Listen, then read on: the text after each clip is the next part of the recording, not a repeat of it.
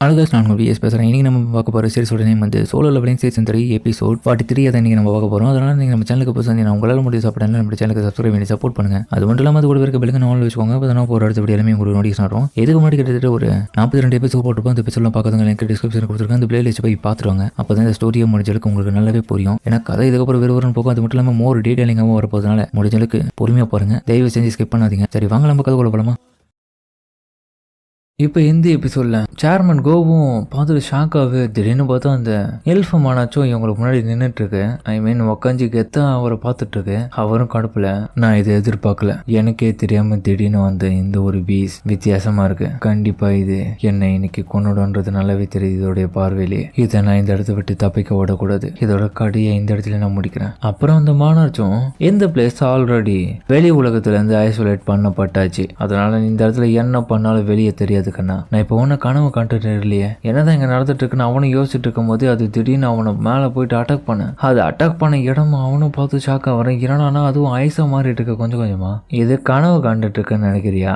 இப்போ அந்த வலி எப்படி உனக்கு தோணுது? கனவு இல்லைன்னு தானே நினைக்கிறேன் அப்படின்னு அதுவும் கேட்க. சேர்மன் கோபம் கண்டிப்பா இது கனவு இல்லை, நிஜமாலே இந்த இடத்துல அந்த பீஸ்ட் இருக்கு, கண்டிப்பா நான் இப்போ என்ன பண்றது? நான் உங்ககிட்ட ஒரு விஷயத்த கேட்கலாமா? இன்னமும் முதல்ல யார் நீ?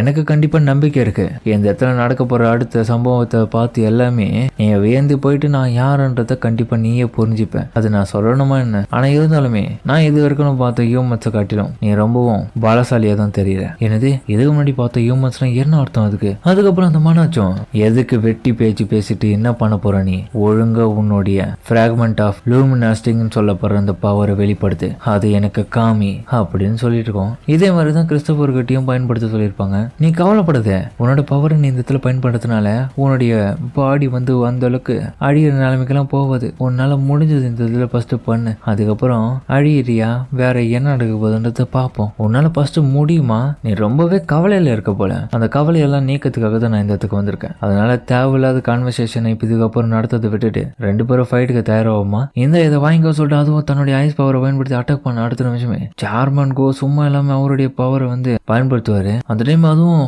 அதோடைய பவரை பயன்படுத்தி அடுத்த நிமிஷம் சிரிக்குது. அவ்வளவுதான், இவன் கதை முடிஞ்சுது அப்படின்னு சொன்ன அடுத்த நிமிஷமா அந்த புகை மூட்டத்துல ரெண்டு கண்கள் நல்லாவே தெரியுது. இதை பார்த்து அதிர்ச்சியில திரும்பி ஒரு 2-3 அட்டாக்கை பயன்படுத்த அதே மாதிரி அந்த அட்டாக்கை அவன் மேல பட்டுட்டே இருக்கும் போது சேர்மன் கோ அதெல்லாமே அசால்ட்டா தடுத்துட்டு இருக்காரு. தடுத்து அப்படியே தூர விசிறி அடிக்கிறாரு அந்த பவர்ஸ் எல்லாத்தையுமே. தலைவன் அவனுடைய முக்கியமான பவரை காமிக்கிறான். இப்போதான் உண்மையிலே ஒருத்தான ஆளுங்க. அவன் அடிச்ச அந்த பவர்ஸ் எல்லாமே வெளியே போனாலுமே அது பாத்தீங்கன்னா இன்னமும் இந்த உலகத்தை விட்டு வெளியே போல. அதாவது இவங்க வந்து ஒரு டிமென்ஷன்ல மாட்டிட்டு இருக்காங்க. இப்போ இதுதான் மோஸ்ட் பிரில்லியன்ட் பிராக்மெண்ட் ஆஃப் லூமினாஸ்டிக். நீ என்னுடைய ஆபீஸ் ஐசோலேட் பண்ணது என்ன இந்த உலகத்துல இருந்து மறைய வச்சு அழிக்கிறதுக்காக மட்டும் நீ நினைச்சிட்டு இருக்க? இந்த டிமென்ஷனல் எனக்கான ட்ராப்பா? அதை நான் கிராக் பண்ணி உன்னை உடைச்சு தூக்கி வெளியே விசிறி அடிக்கிறேன். இன்னைக்கு நீ என்ன ட்ராப் பண்ணதுல நான் உனக்கு இன்னைக்கு போட்டு அடிவை கொடுக்குறேன். பரவாயில்லையே, எதுக்கு முன்னாடி உன்னுடைய பழைய காலகட்டத்துல நீ எப்படி புத்துணர்ச்சியோட இருந்த போல அதே மாதிரி இந்த இதுல இப்ப இருக்க போல. ஐ திங்க் எனக்கு தெரிஞ்சு இன்னமும் உன்னுடைய உடம்புல அங்கங்க நிறைய பவர்ஸ் இருக்குதுப்பா, அதனாலதான் நீ இவ்வளவு திமிரா பேசிட்டு இருக்க. கண்டிப்பா இன்னைக்கு உன்னுடைய மீடியத்தை உடைச்சு உன்னை நான் ட்ராப்ல சிக்க வைக்கிறேன். இந்த இடத்துல ஆல்ரெடி எனக்கு மத்த எல்லா விதமான உங்களுடைய அந்த 7 பிராக்மெண்ட்ஸ் இருக்கிற இடம் நல்லாவே தெரியும். ஆல்ரெடி அதுல 2 அழிச்சிட்டேன், இப்ப 3வதா நீ தான். எவ்வளவு தைரியம் தான் இப்படி பண்ணிருப்ப? அப்ப நான் இதுக்கு முன்னாடி இருந்த ஆளுங்களை நீ கொண்டு இருக்கணும். அப்ப இதனால நாங்க தேடுற குற்றவாளி நீ தானா? உனக்கு கட்ஸ் இருந்தா என்கிட்ட வந்து நேருக்கு நேரும் போது உன்னோட பவரை பயன்படுத்தாத. நீ தானே அந்த மானாச் ஆஃப் தி ஃப்ராஸ்ட், நல்லாவே எங்களுக்கு தெரியும். முட்டாள், ஃபைட் பண்ண நினைக்கிறியா? தோத்து போயிடுவேன். நீ தோத்து போக காட்டியும் உன்னை நான் இந்த இடத்துல அழிச்சு தான் அந்த பவர்ஸை எடுப்பேன். ஒருத்தருடைய பவர்ஸை வச்சுட்டு இருக்க ஹியூமன்ஸுக்கும் எனக்கும் சண்டை. கம்ப்ளீட்லி அதுக்கு தகுதியான ஆளுன்றதெல்லாம் நீ கிடையாது. பட் இருந்தாலும் இப்ப எனக்கு வேற வழி இல்லை. ஏன்னா ஒன்னு அழிச்சா மட்டும்தான் இந்த இடத்துல எங்களுடைய வேலையை நாங்க சுதந்திரமா பண்ண முடியும். அதனால உன்னை இந்த இடத்துல சண்டை போட்டு முடிச்சிடுறேன் அப்படின்னு 2 பேரும் தன்னுடைய ஆரோவை ரிலீஸ் பண்ண அடுத்த நிமிஷமே அந்த ஃப்ராஸ்டும் அவனுடைய பவர்ஸை பயன்படுத்தேன். ஆனால் நம்ம தலைவன் மிஸ்டர் கோ வந்து சும்மா கிடையாதுங்க. அவனுக்கு என்னதான் வயசானதுமே அவன் அதெல்லாம் ஈஸியா அடிச்சு போடுறான். அந்த அளவுக்கு பவர்ஃபுல்லான ஆளு அவன். அந்த இடத்துல அந்த ஐஸ் எல்லாம் உடச்சு அவன் கிட்ட போயிட்டு அவன் அடிக்கலாம் பார்க்க அதுல இருந்து தப்பிக்கிறான். திரும்ப இன்னொரு அட்டாக் வந்து அந்த ஃப்ராஸ்டும் அவன் மேல பயன்படுத்தலாம் பார்க்க அதுல இருந்து தப்பிச்சிடான் தலைவன். அதுல இருந்து தப்பிச்சு அவனுடைய மூஞ்சில ஒரு அறை கொடுக்கலாம் பார்க்க திரும்பி அந்த மானத்தை தன்னுடைய பவரை பயன்படுத்தி அவருடைய பக்கத்துல ஐஸை பறவைக்க அப்படியே கை ஃப்ரீஸ் ஆகுது போல. அதுக்கப்புறம் கடுப்புல அவரு அது எல்லாத்தையுமே உடைச்சிட்டு அந்த இடத்துல அவன் கிட்ட போய் அட்டாக் பண்ண பார்க்க ரொம்பவே ஸ்பீடா இருப்பானுங்க. இது இப்ப முடிச்சே ஆகணும், இது முடிக்கிறதுக்கான நேரம் சொல்லிட்டு திரும்பி அவனோட பவரை பயன்படுத்தி அட்டாக் பண்ண அந்த ஃப்ராஸ்டும் உன் கதை என்னையோட முடிஞ்சுது. நீ சத்தம் சொல்லிட்டு அதுக்கப்புறம் அதை அட்டாக் பண்ணலாம் பார்க்க இன்னொரு பக்கம் இவரும் அதுக்கிட்ட போயிட்டு அடிக்கலான்னு பார்க்கும்போது திடீர்னு ஒரு விஷயத்த சென்ஸ் பண்றாரு. என்னது இது என்னோட லிமிட்டா? என்னால எதுவுமே இதுக்கப்புறம் பண்ண முடியல. அதுக்கப்புறம் பார்த்தா அவருடைய லிமிடேஷன் அவரும் அடைஞ்சிட்டாரு.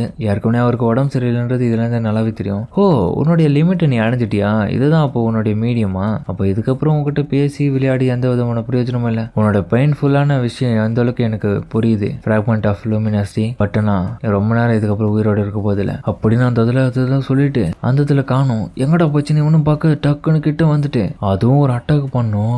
அது பார்த்தா அந்த ஐஸே வந்து நம்ம சேர்மன் கோவுடைய நெஞ்சுலி இறக்கிடுது மொத்தமா. அவரும் கொஞ்சம் கொஞ்சமா ரத்தம் வந்து எடுக்க அடுத்ததான் நான் யோசிக்கணும் எனக்கு அடுத்த மீடியம் எந்த இடத்துல இருக்குன்ற விஷயத்த கண்டுபிடிக்கிறதுக்காக. இருந்தாலுமே இது எந்த அளவுக்கு சீக்கிரமா முடியும் நான் கொஞ்சம் கூட எதிர்பார்க்கல. 1 year 2 years அன்பார்ச்சுனேட்லி உனக்கு இருந்த காலகட்டம் இதோட முடியுதுன்னு நினைக்கிறேன். இந்த வேர்ல்டை விட்டு நீ இப்போதைக்கு மறைஞ்சிட்டு திரும்ப வரதுக்கெல்லாம் வாய்ப்புன்றது ஒன்று கிடையவே கிடையாது உங்களுக்கு. நீங்க பண்ண பெரிய தப்பு என்ன தெரியுமா? இந்த உலகத்தை பாதுகாக்கணும்னு நினைச்சது. உங்களால பாதுகாக்க முடியும்னு நினைக்கிறீங்களா? ஏன்னா நீங்க இருந்தீங்கன்னா எங்களுடைய குறிக்கோள் நிறைவேறாது. அதனாலதான் முதல்ல உங்க எல்லாரையும் நாங்க கொண்டுகிட்டு வரோம். அப்ப சேர்மன் கோவும் சிரிச்சுட்டு என்னது அப்படின்னு அதோடைய அந்த ஐஸை உடைக்க இவன் பார்த்துட்டு ஷாக் ஆகுறான். ரியலி எந்த ஒரு ரீசனுக்காக தான் நீங்க இந்த வேர்ல்டை எதிர்த்து நினைந்தீங்களா? நல்லாவே தெரியுது உங்களை நாங்க எதிர்ப்போம் கண்டிப்பா. எனக்கு இப்போ விஷயம் தெரிஞ்சிருச்சுல. நான் ப்ரெடிக்ட் பண்ணது சிம்பிளான விஷயம் தான். பட் எந்த அளவுக்கு நீங்க உறுதிப்படுவீங்க நான் எதிர்பார்க்கவே இல்லை. நான் என்னதான் சொல்றது மறந்துட்டேன். நான் எதுவுமே பண்ணலையே. என்ன இவன் இன்னமும் கீழே விழாம இருக்கான்னு சொல்லிட்டு யோசிச்சுட்டு இருக்கும்போது அது அவனுடைய பவரை பயன்படுத்த அது பார்த்துட்டு ஷாக் ஆகுது.